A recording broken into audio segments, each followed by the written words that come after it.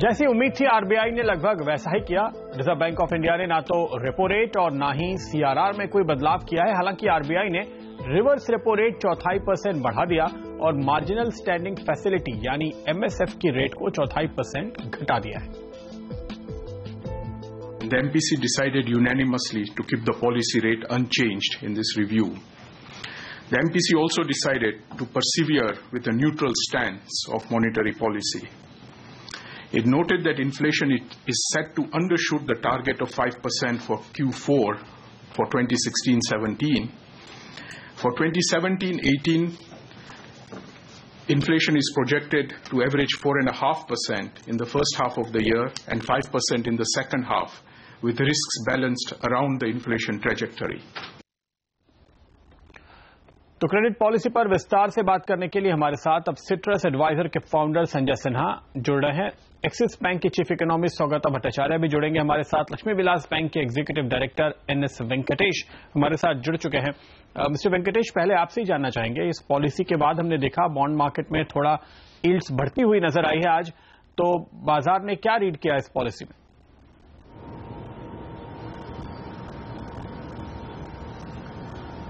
The main reading of the market is that one, it is more focused on liquidity, and essentially the repo and reverse repo corridor has been reduced to 50 basis point. So plus the whatever is on the banking side, the NPA related firm commitment by RBI that resolution mechanisms will be put in place. The market, especially the bond market, I would say had expected no rate cuts, but maybe the liquidity, they were expecting the more nuanced stance of the liquidity. Maybe that has not happened. That has given a little bit of a knee-jerk reaction in the market, where the 10-year yields have hardened a little bit to around 6.74. But I think overall this policy is on expected lines, and it is nuanced properly to ensure that productive credit growth of the economy is completely met, and the stress in the banking sector should get alleviated over the next couple of quarters, which will ensure that the banking sector will really start performing well. Stress वाले NPA वाले मुद्दे पर तो हम आएंगे आगे, लेकिन आपने कहा कि न्यूएंस स्टैंस ऑन लिक्विडिटी, मतलब बाजार को क्या चाहिए था और आरबीआई ने क्या दिया जिससे ये झटका लगा, क्योंकि रेट बढ़ने का संकेत कहीं ना कहीं पड़ा है बाजार ने, इस वजह से रेट बढ़े हैं, यील्ड बढ़ी है। No, essentially I think the market was looking at what was the liquidity management tool, whether they are going to come out with the standing deposit facility, whether they are looking at maybe the MSS bills or the cash management bills. So the tone and tenor was that we will try and ensure that the liquidity is managed. They are not changing the stance from neutral to accommodative. They are still retaining it at neutral, and going ahead in the second half, there was a comment that if the liquidity tightens, still the cost of borrowing from the RBI through MSF will be reduced by this 25 basis point cut in the MSF rate. So that has maybe given a little bit of an uncertainty in the market, which has resulted in maybe the long-term bond yields hardening. But the corridor has been reduced to 50 basis point. I think that will in turn influence the shorter term tenor bonds and the CDs and CPs, which I think will see a little bit of a downward trend. So there will be a steepening of the yield curve. Okay. तो छोटे और लंबी अवधि के bond पे अलग अलग असर पड़ने की आप यहाँ पे उम्मीद कर रहे हैं, लेकिन संजय सिन्हा साहब, आप देखिए बाजार ने बहुत हॉकिश पॉलिसी से कोई डर नहीं दिखाया। बॉन्ड मार्केट पे जहां हमने कुछ यील्ड बढ़ते हुए देखी, रुपया काफी मजबूत हुआ, लेकिन शेयर बाजार ने बहुत आसानी से पचा लिया और मार्केट रिकवर हुए। ऐसा क्यों? अगर ये पॉलिसी हॉकिश है जिसकी वजह से रुपया इतना बढ़ जाता है एक दिन में, तो फिर शेयर बाजार को इससे चिंता क्यों नहीं हुई?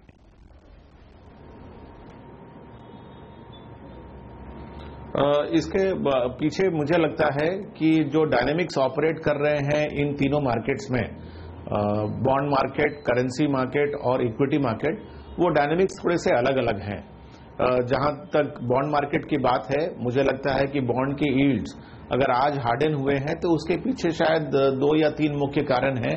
पहला तो ये कि जो उनकी फरवरी की पॉलिसी आई थी उसमें जो उनका टोन थोड़ा सा हॉकिश था, उस टोन में कोई बदलाव नहीं आया।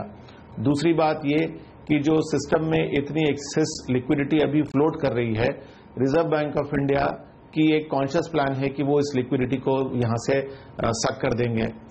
तीसरी बात ये कि उन्होंने जो इन्फ्लेशन का आउटलुक दिया, हालांकि हम जो उनकी टारगेट थी वर्ष 2000 फाइनेंशियल ईयर 2017 की 5% इन्फ्लेशन की, हम ये साल क्लोज करेंगे किए हैं उसके नीचे। वो ऐसा समझते हैं कि आगे का जो फाइनेंशियल ईयर है 17-18, उसमें पहले हाफ में ये 4.5% की इन्फ्लेशन होगी और दूसरे हाफ में वो 5% के आसपास होगी। तो मेरे ख्याल से इन तीनों फैक्टर्स के कारण बॉन्ड मार्केट में यील्ड्स की थोड़ी बहुत हार्डनिंग हम लोगों ने देखी। जहां तक करेंसी मार्केट की बात है, जिस तरह की स्ट्रांग फ्लोज हमने देखा है बोथ डेट मार्केट्स में आते हुए, जिस तरह का फ्लोज हम लोगों ने देखा है इक्विटी मार्केट में आते हुए, और साथ ही साथ जो फॉरेन डायरेक्ट इन्वेस्टमेंट्स की जो वॉल्यूम आई है, उसको बहुत ही सीमित रूप में रिजर्व बैंक ऑफ इंडिया ने बाजार से सकआउट किया है। सभी एनालिस्ट जो हैं उनका यही व्यू है कि आरबीआई की इंटरवेंशन करेंसी मार्केट में पिछले कुछ सप्ताहों में बहुत कम रही। तो ये एक कारण है जो मैं समझता हूं कि शायद रुपए में जो अप्रिसिएशन और देखी जा रही है वो उसका है। रही बात इक्विटी मार्केट की, तो इक्विटी मार्केट ने तो पहले से ही इस पॉलिसी को एक नॉन इवेंट मान रखा था, क्योंकि जो इक्विटी मार्केट है उसकी नजर सिर्फ एक ही पहलू पर थी और वो था कि रिजर्व बैंक ऑफ इंडिया क्या रेपो रेट में कटौती करेगी, और ऐसा बिल्कुल सॉर्ट ऑफ यूनानिमस व्यू था कि इस पॉलिसी में कोई कट होने की संभावना नहीं है।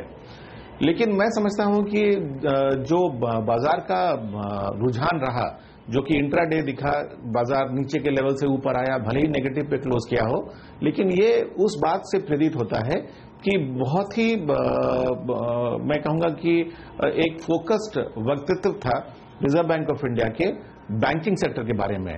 कुछ तो पॉलिसी के प्रेस रिलीज में है और कुछ डिप्टी गवर्नर के स्टेटमेंट में भी था, जब उन्होंने एक सवाल के जवाब में इस बात को एक्सप्लेन किया। तो ये जो बैंकिंग सेक्टर की एनपीएस को डील करने की इशू जो है, उसमें मैं नहीं समझता हूं कि इस पॉलिसी में ही पूरा स्टेटमेंट आ जाता या पूरा उसका रोड मैप आ जाता, लेकिन इस बात की रिकग्निशन कि एनपीएस में हर एनपीए एक अलग तरीका का होगा और केस बाय केस उसको डील करना पड़ेगा, इस बात की एक्नॉलेजमेंट मेरे ख्याल से एक बहुत ही महत्वपूर्ण स्टेटमेंट है। और बाजार इस बात को मान के चल रहा है कि इसके कारण बैंकिंग सेक्टर के स्टॉक्स में और बैंकिंग सेक्टर में ओवरऑल एक अच्छी दिशा मिल सकती है।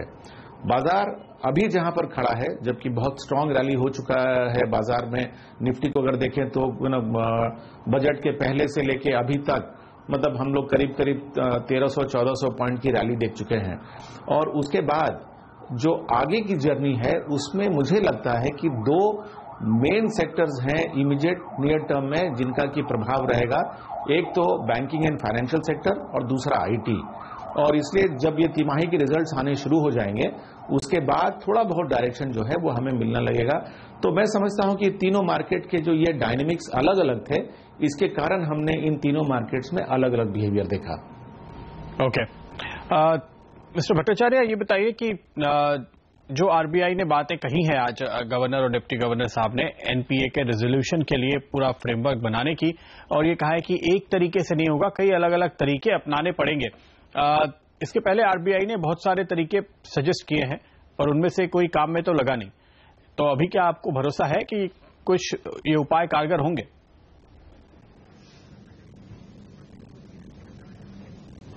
देखिए, मैं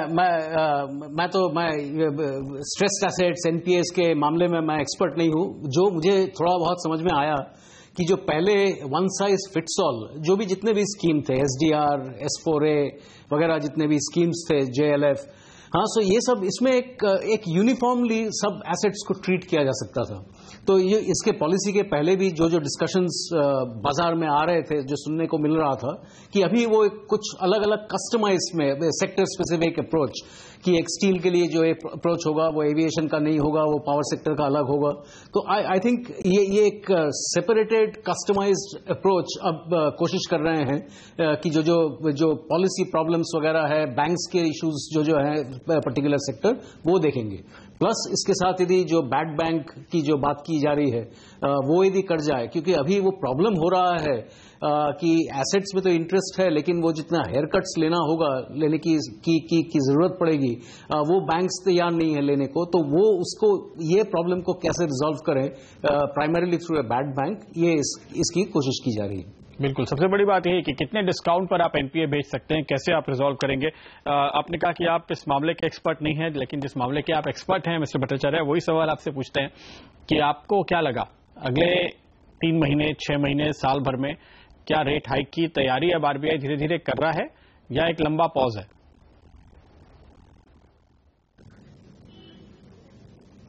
नहीं, मेरा ख्याल है रेट कट का पॉसिबिलिटी बहुत कम गया है। अब यदि बहुत अच्छा मॉनसून हो, फूड प्राइसेस कम जाए, ग्लोबल प्राइसेस भी स्टेबलाइज कर जाए, तो अब शायद एक दो और कट हो सकता है। मेरा ख्याल है कि ये माहौल में अभी रेट हाइक बहुत जल्दी नहीं होने वाला है। अभी वेट कर रहे हैं कि अभी एक्सेस कैपेसिटीज की जो उनकी जो सर्वे होते हैं वो कैसे डेटा आती है। हमारा ख्याल है ये जो दिसंबर महीने में जो आएंगे, जो नंबर्स आएंगे, वो दिखलाएगा कि और एक्सेस कैपेसिटी और बढ़ गया है, जो 70% सितंबर महीने में देख रहे थे। और अभी भी इन्वेस्टमेंट्स नहीं है, कंजम्पशन, कंज्यूमर कॉन्फिडेंस भी बहुत ज्यादा नहीं है। तो मेरा ख्याल है कि बहुत ज्यादा इसमें अभी प्राइसेस, जो प्राइसिंग पावर आरबीआई की पॉलिसी में जो बोल रहे थे, वहां पे थोड़े बहुत कुछ कॉन्ट्रडिक्शन है कि किस तरीके से एक सर्वे बोल रहा है कि थोड़े बहुत प्राइसिंग पावर आ रहा है, दूसरे में एक्सेस कैपेसिटी है। तो मेरा ख्याल है कि मैंने कुछ समय तक, क्या ये पता नहीं है कि 1 साल है, 1.5 साल है, 2 साल है, रेट हाइक अभी I don't think we should consider rate hike yet. Okay, लेकिन साथ ही आरबीआई गवर्नर ने यह भी कहा कि बैंक्स को जितना रेट कट करना चाहिए था उन्होंने अभी तक नहीं किया है। मिस्टर वेंकटेश, क्या आपको लगता है कि अभी जो पॉलिसी फ्रेमवर्क है उसके अंदर रहते हुए भी बैंक्स अगले कुछ महीनों में और रेट घटा पाएंगे?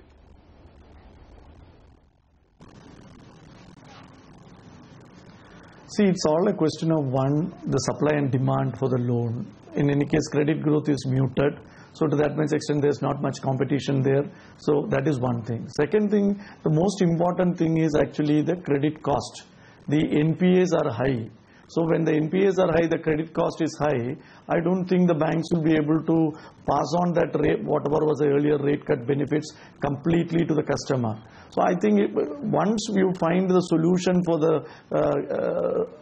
stressed assets and the NPL loans, I think then with the liquidity in the system, the banks will be in a position, much more better position to look at passing the rate cuts in a faster way. So the transmission will become much more faster. So I personally believe that there is not much scope for passing on that earlier rate cuts to the ultimate consumer at this stage. But if the demand picks up, if the credit demand picks up, there is a competition coming in and resolution of NPAs happen at a faster stage, then the banks by themselves will actually cut the rates and pass on that to the consumers. Okay, यानी और अब EMI घटने की उम्मीद तो फिलहाल कम नजर आती है। लेंगे फिलहाल एक छोटा सा ब्रेक, और ब्रेक के बाद आपको बताएंगे कि कर्ज माफी पर आरबीआई गवर्नर ने क्या कहा।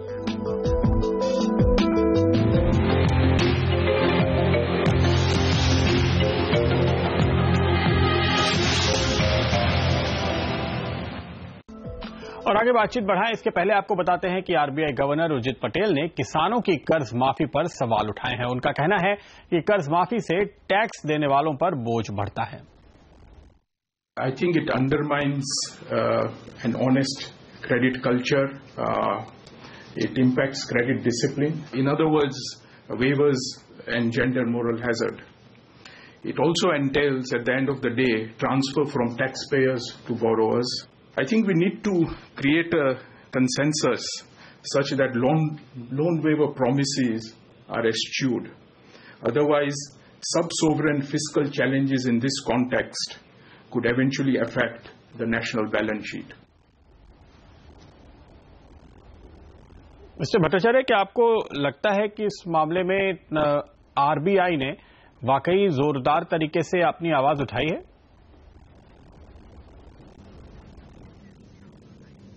जी, जो गवर्नर साहब जो जिस तरीके से ही couldn't be more clear than this कि ये यहाँ पे ये जिस तरीके से लोन वेवर हो रहा है, ये बहुत सारे इकोनॉमिक कॉस्ट बहुत सारे इंपोज कर सकते हैं। देखिए, एक बड़ा प्रॉब्लम है कि हम लोग एक तरफ से एग्रीकल्चर क्रेडिट बढ़ाने की कोशिश कर रहे हैं और एग्रीकल्चर के लिए क्रेडिट देना बहुत जरूरी है, और दूसरी तरफ से यदि इस तरीके से कुछ करें कि जो बोरोवर्स हैं वो बोले कि ये लोन तो माफ कर दिए जाएंगे, तो इसमें वो क्रेडिट डिलीवरी में प्रॉब्लम हो जाता है। तो ये चीज मैं बिल्कुल मानता हूं कि बहुत सारे हमारे एग्रीकल्चर सेक्टर में बहुत सारा स्ट्रेस पड़ा हुआ है, but loan waiver is not the solution, that's very clear. Mister Sinha, आपको क्या लगता है आने वाले क्वार्टर्स में इसका क्या असर पड़ेगा बैंक्स के ऊपर? क्योंकि अनुभव यही है कि भले ही सरकार ने कुछ लोगों के कर्ज माफ किए हों, कुछ तरीके के कर्ज की माफ करने की स्कीम बनाई हो, लेकिन गांवों से फिर वसूली कम हो जाती है काफी और एनपीएस बढ़ते हैं।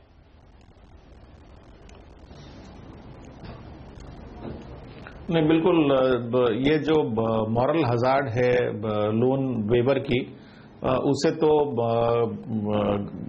किसी भी तरह से उसको डिफेंड नहीं किया जा सकता। और अनफॉर्चुनेटली ये सच है कि इलेक्शन में ये लोन वेवर की प्रॉमिस काफी कॉमन होती है और उसके बाद हमें उसका भुगतान करना पड़ता है।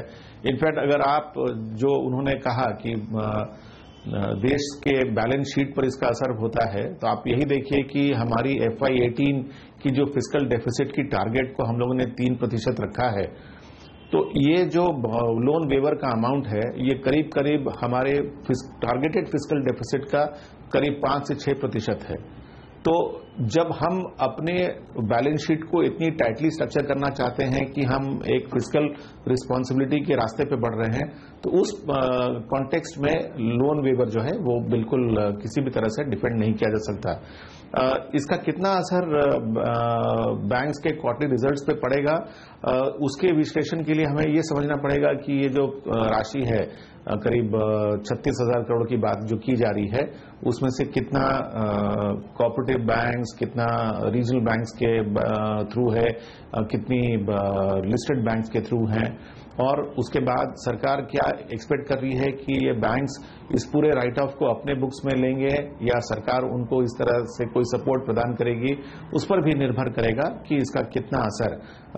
सरकार ने ये साफ किया है कि वो बॉन्ड्स इशू करेंगे और उस बॉन्ड से जो पैसे आएंगे जब हम उससे बैंक्स को कॉम्पनसेट किया जाएगा। तो बैंक्स के ऊपर तो धक्का नहीं लगेगा, लेकिन दिक्कत जिस तरह की मॉरल हजार्ड की बात आरबीआई गवर्नर ने कही कि एक कर्ज माफ होते हुए देख करके बाकी भी कर्ज लोग लौटाना बंद कर दें, ये एक दिक्कत होती है, या अगली बार कर्ज लेते समय ये सोच के ले कि आखिर तो ये माफ हो जाएगा, लौटाना नहीं है, तो फिर वो सीरियस बोरोइंग नहीं होगी और एनपीएस का खतरा लगातार बना रहेगा ग्रामीण क्षेत्रों से।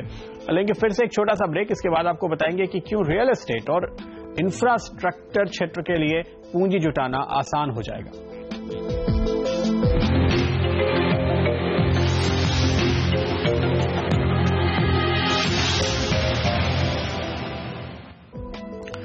आरबीआई की पॉलिसी पर हमारी ये खास चर्चा चल रही है और मिस्टर वेंकटेश, आपसे यहां पर हम जानना चाहेंगे कि जिस तरह से रीट्स और इनविट्स के जो नए सिक्योरिटाइज इंस्ट्रूमेंट बन रहे हैं रियल एस्टेट और इंफ्रा सेक्टर के लिए, इनमें बैंकों को निवेश की इजाजत देने की तैयारी है आरबीआई की और मई तक सारी औपचारिकताएं पूरी होंगी, डिटेल गाइडलाइंस आएगी।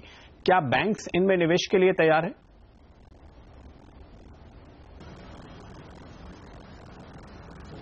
It's a welcome step. I would always say it's a welcome step, because what they have said is that you look at your net own funds and then the eligible instruments basket. They have now included REITs and INV ITs. So I would say that essentially it helps that sectors, that is essentially the housing sector and the infrastructure sector.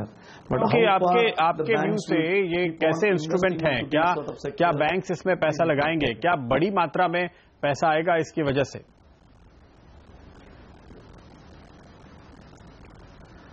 Incrementally, yes, paisa aayega, definitely paisa aayega, because it's a tax vehicle. The REITs and INB-ITs are a tax vehicle. So to that much extent, it becomes a tax-free income in the hands of the income that is coming out of that becomes a tax-free income in the hands of the investor. So to that much extent, it becomes attractive for the bankers to actually have a look at that instrument and invest into that. So incrementally, I would always say there will be some incremental interest from the banking sector, but how far the flows will come, we will have to see the fine print of all those circulars which will come out of that. Okay. तो कुल मिलाकर ये समझ में आ रहा है कि आपकी ईएमआई कम होना तो मुश्किल है, लेकिन बिल्डर के लिए पैसे जुटाना शायद थोड़ा आसान होगा, तो आपका घर वक्त पे पूरा हो पाएगा और आपको मिलेगा, ऐसी उम्मीद जरूर की जा सकती है। और बैंक्स के लिए भी सेक्टर में एक्सपोजर बढ़ाने का मौका, साथ ही इंफ्रास्ट्रक्चर में निवेश बढ़ने की पूरी उम्मीद। इसके साथ ही वक्त है आप सभी से इजाजत लेने का। बहुत बहुत शुक्रिया हमारे साथ जुड़ने के लिए। नमस्कार।